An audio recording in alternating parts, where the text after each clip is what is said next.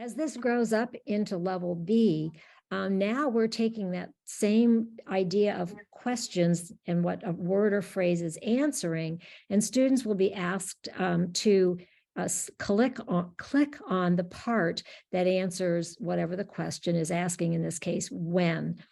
Then the second part of the activity, sentence fluency, is to read the 3 sentences that they've done the analysis for and determine the topic, which would be the most repeated word or pronoun or referent back to whatever that topic is.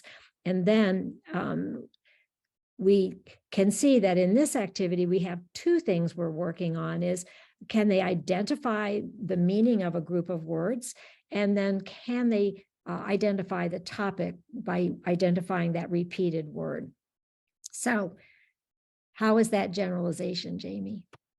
That's really good. And one thing I can't resist commenting on here too is, back to when we think about kids being fluent and mistakenly think that means that they've mastered something, this really, again, gives them an opportunity to show, I've done these words a while ago. I'm able to decode them accurately, but I'm able to do something higher level because that foundation has been built for me. And that generalization is only possible when kids have that reduction in cognitive overload so that they can attend to that higher level skill. So oftentimes our kids that pop up in interventions are kids that we graduated out and a few weeks later, they're right back in.